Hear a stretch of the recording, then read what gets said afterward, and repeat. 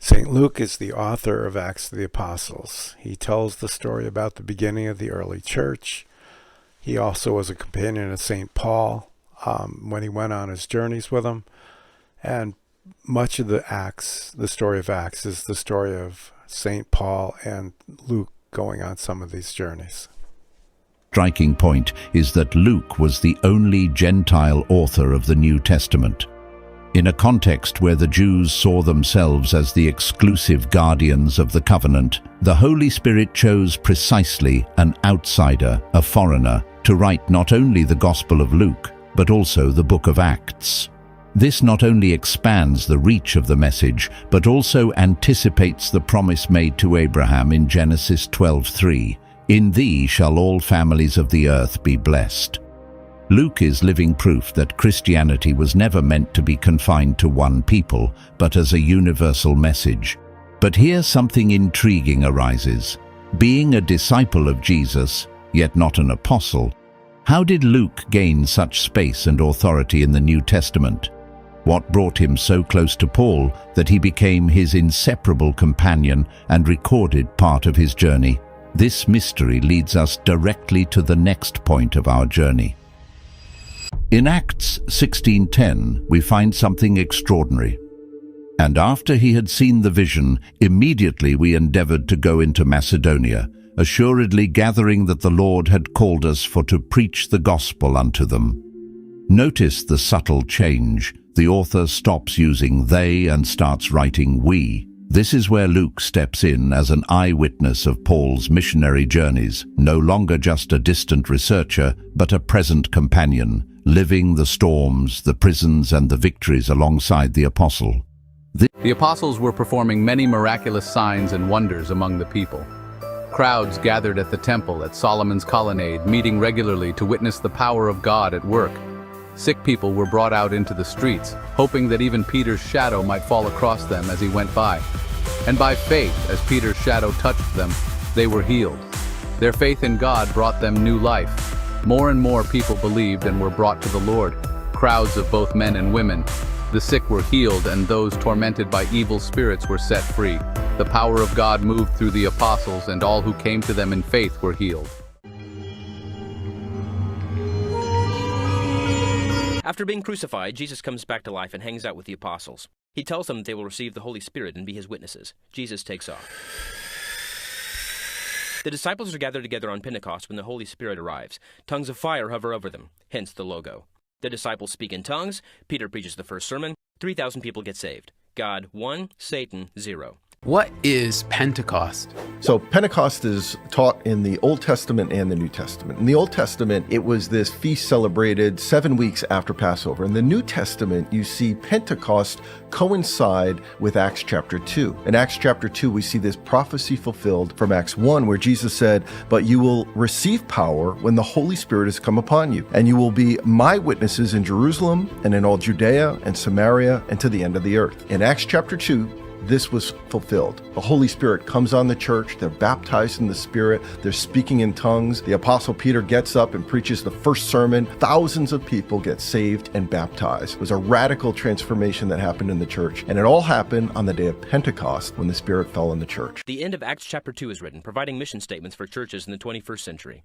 Peter heals a lame man and preaches another sermon. Another 2,000 people get saved. Peter and John are thrown in jail. They're released. Peter and John celebrate with the other believers and pray for continued boldness. God rocks the house, literally.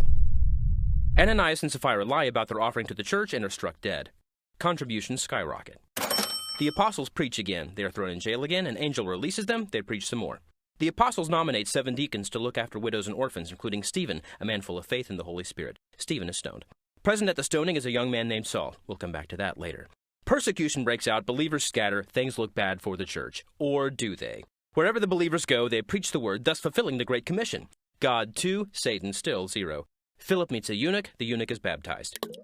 Meanwhile, Saul is on his way to persecute believers in Damascus when Jesus appears. Saul is blinded. Saul is healed. Saul repents and begins preaching to the same people he intended to persecute. God 3, Satan, well, you get the idea. It is 1 year after the crucifixion of Jesus, and this man is about to be stoned to death. His name is Stephen. He is a Christian. Watching the execution is a young Jewish tent maker named Saul. In his view, Stephen is a blasphemer and deserves to die. An early oppressor of Christians is a man named Saul of Tarsus. As a political and religious enforcer, Saul finds himself on the road to Damascus.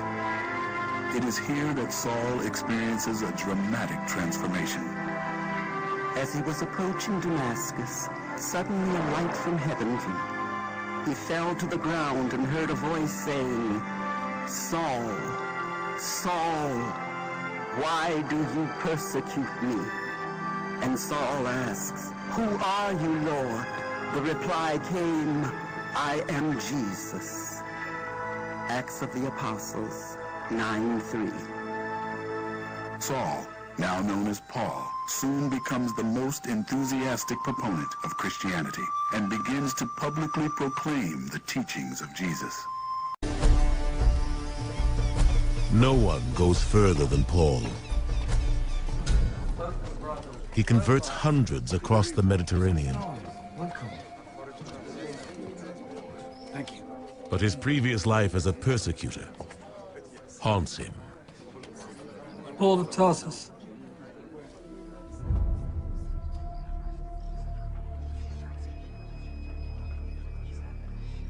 Now we know who you are.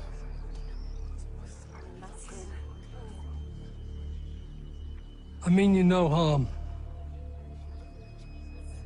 I have friends in Damascus. You paid them a visit. You meant them plenty of harm. I've changed. I was blind. Now I can see. Liar.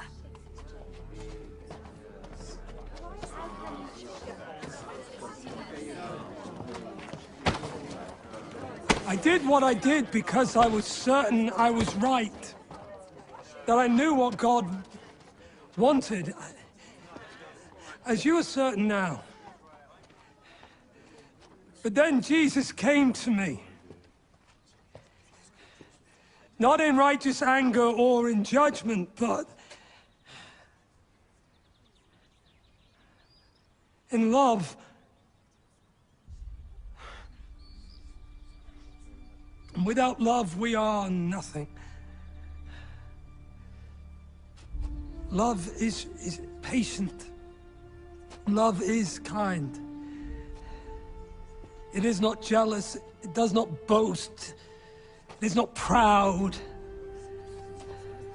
It keeps no records of wrongs. It rejoices with the truth. It bears all things. It believes all things. It hopes all things. It endures all things. When everything else disappears, faith, hope, and love remain.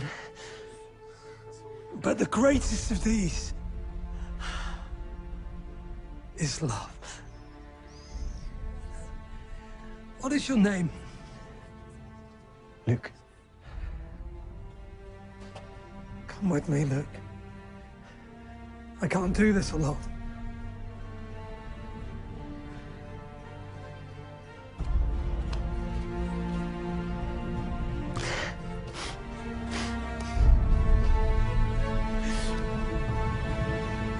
Peter has a vision of unclean animals. Peter has an encounter with unclean Gentiles. He gets it. God has extended salvation to the Gentiles. Major game changer.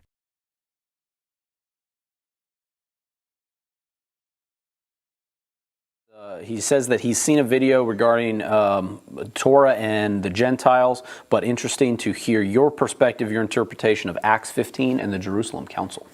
Okay, we have a lot of teaching that's been done on this. Acts 15, I'll give a quick fingernail sketch. This was a council meeting that was between some Pharisaic believers arguing with Paul, and they were arguing that the Gentiles coming to faith, that Paul had led to the faith, that they needed to come and be circumcised, just like all Jews are, and that they needed to keep the commandments of the Torah, just like what the Pharisees taught.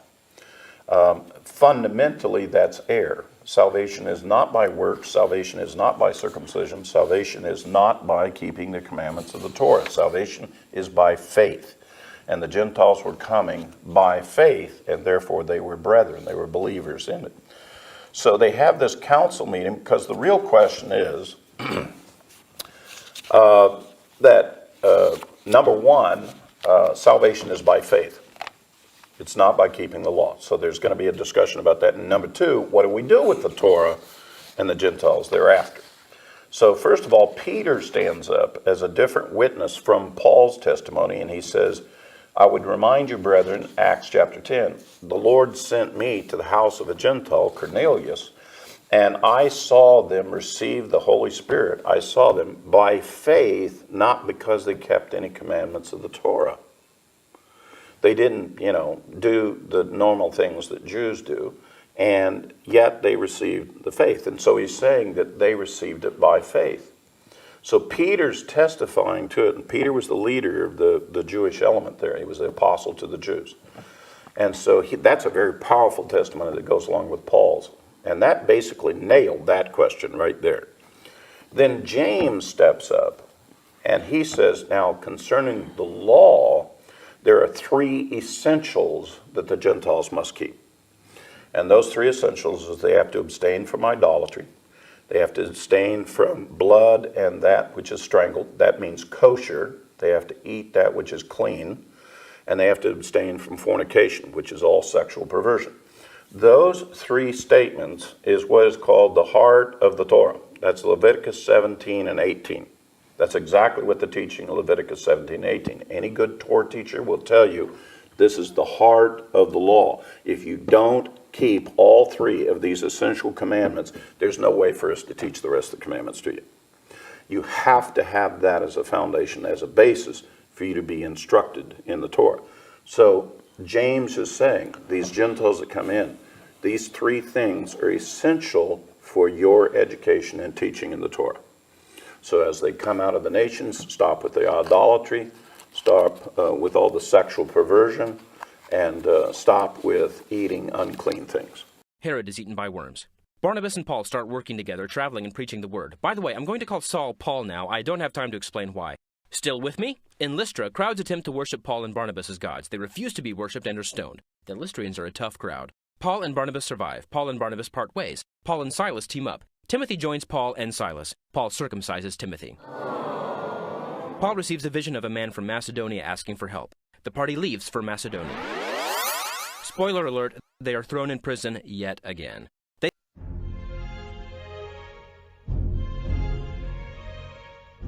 I have been crucified with Christ. It is no longer I who live, but Christ who lives in me. Paul's letter to the Galatians, 2:20.